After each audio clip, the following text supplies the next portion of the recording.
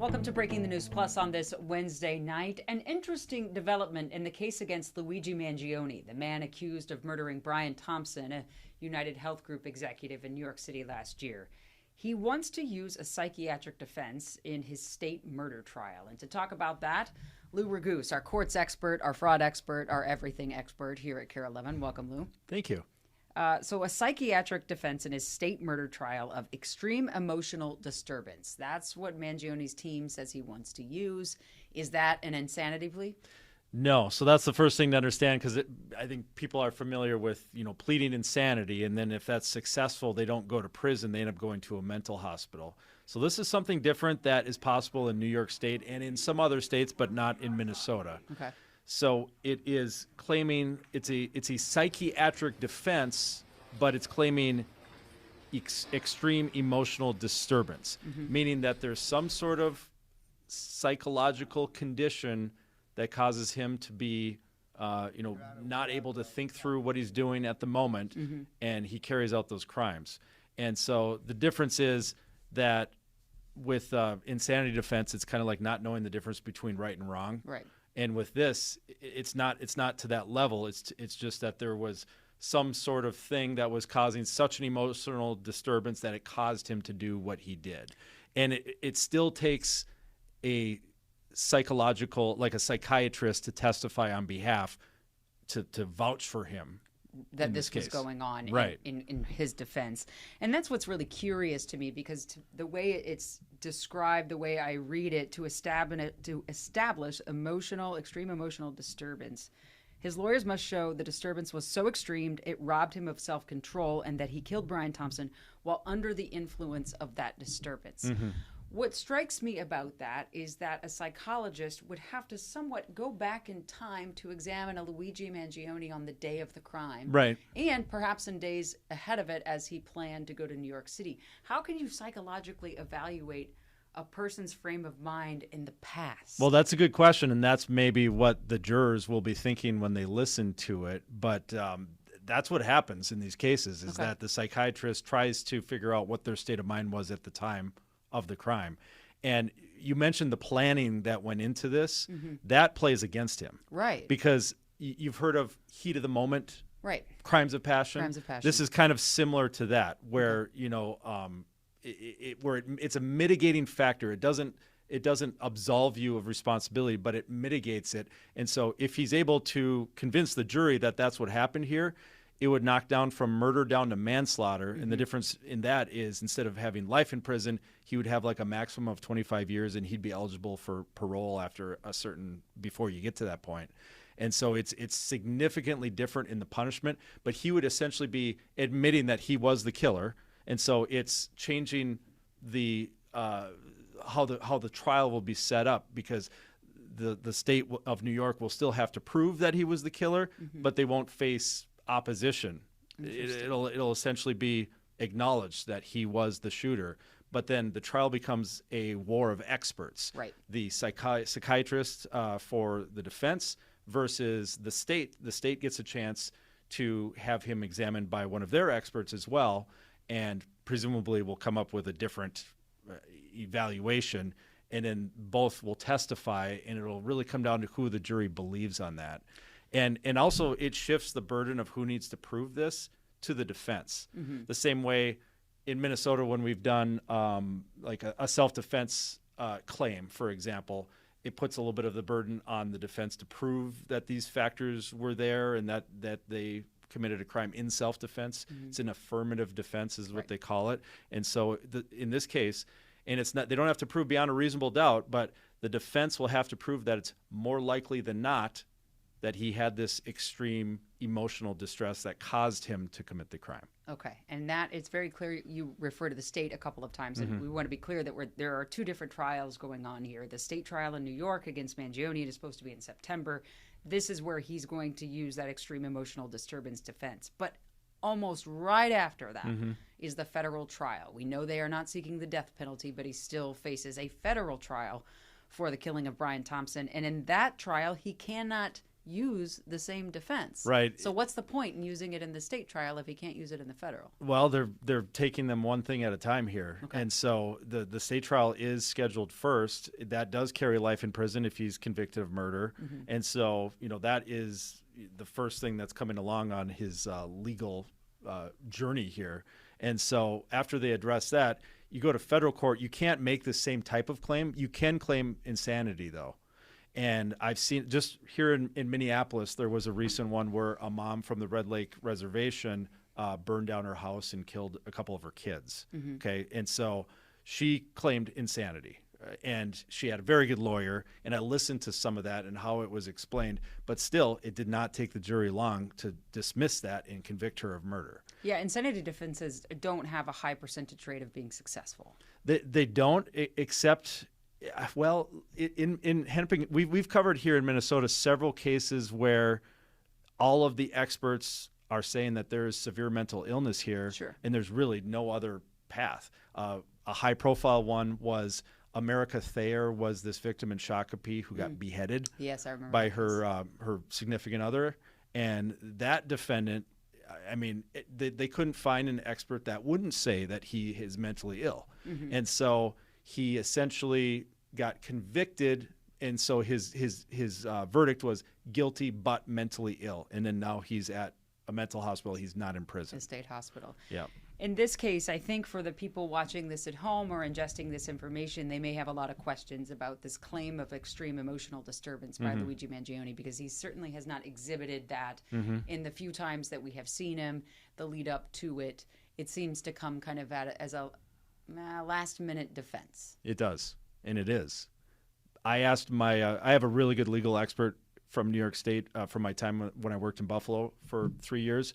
Terry Connors is an attorney there, makes everything really easy to understand. I asked him, we did these stories about Mangione's surgery. He had a back surgery and had a lot of pain, and it was thought that a lot of his animosity toward the insurance industry stemmed from that whole thing.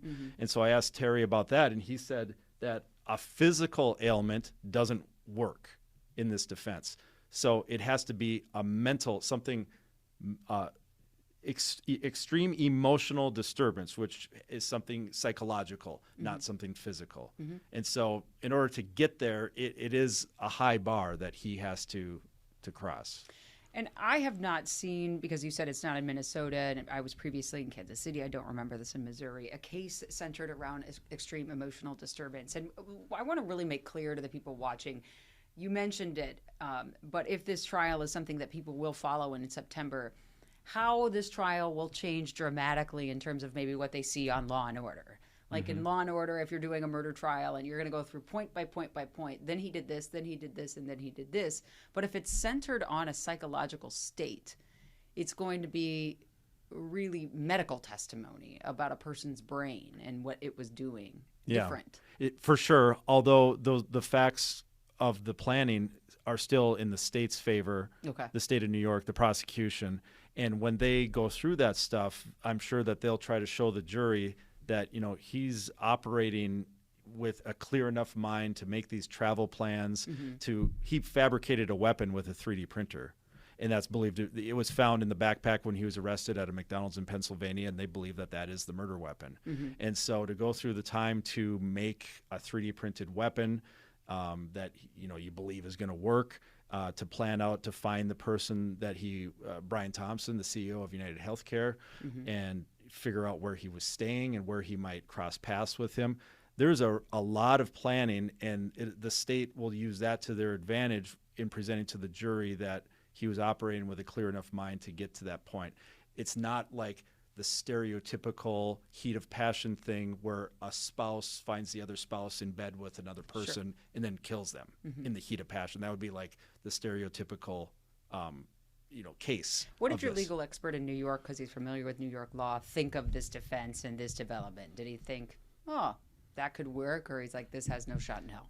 Neither. Okay. He didn't take a position like that, but he did say that it's a tough defense, and it's significant that Mangione now admits being the killer if he goes forward with this. Okay, because that's just a prereq that he has to say, I did it, but I did it because X, Y, and Z. Correct, because it's an affirmative defense, which means you're admitting doing the act, but here's the reason why I did it. And it usually will take a lot of explanation to the jury about what those three words together means. What's extreme emotional disturbance? And that's really the sell. When your jury selection is going to be important to get them to understand what it is and what it is not. Will the prosecution, in your reading of this, do they kind of stick with the facts and try to avoid extreme emotional disturbance and just say all of this happened and he was of sound mind and body, and now he's saying for 30 seconds he wasn't?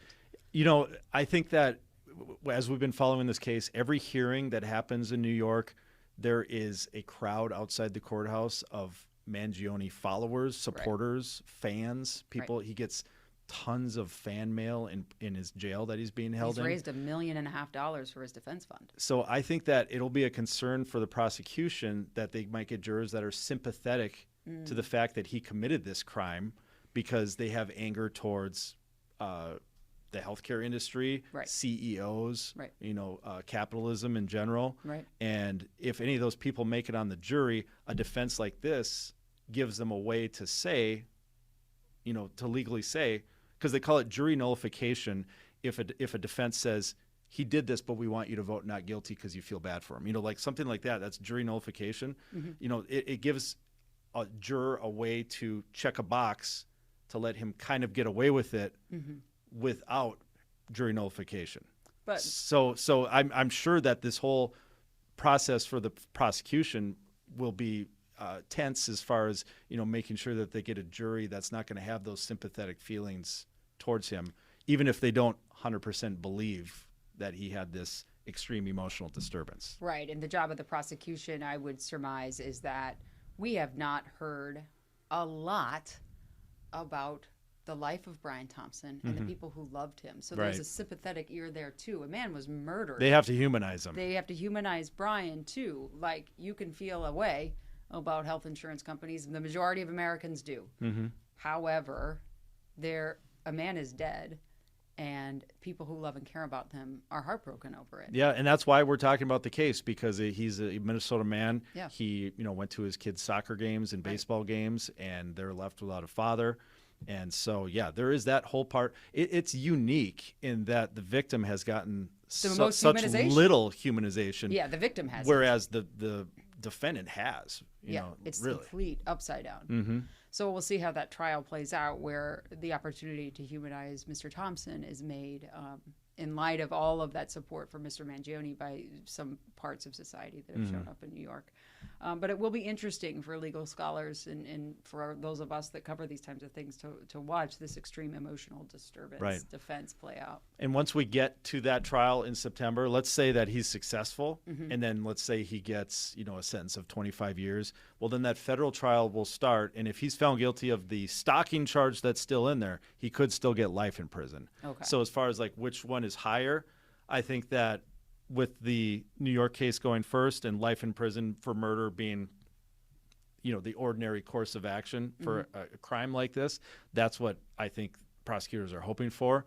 But that federal case is kind of sitting there as a just in case. Okay. And the federal case includes the stalking charges. That's what they're going to try to get on him. Yeah, and so it's a stalking charge, but it's more serious than that because he killed the person he was stalking. Right. And so that's why it still could get life in prison in federal court. Even though they knocked off the death penalty, on some of that stuff, it still is a very serious case in federal court despite that. Quick question before we go. Don't know if you know the answer to this. Will his state trial allow cameras in the courtroom? Well, no. And so when I worked in New York, they would sometimes allow cameras in the courtroom just for opening statements and closing arguments, but never during testimony. Okay. And so I don't know if they've made a call yet on whether they can be in for opening statements and closing arguments, but it was difficult to do because then, you would end up using snippets from the opening statements during coverage of the actual trial, and that's really not how it plays out in the room there. So that's one thing to be careful of as we watch it. You kind of have to rely on the reporters that are in the room with what they write about it every single day. We'll be watching here in Minnesota for certain. Lou Raguse, thank you so much. You're welcome. Appreciate it. Thanks for watching Breaking the News on this Wednesday night. We'll see you next time.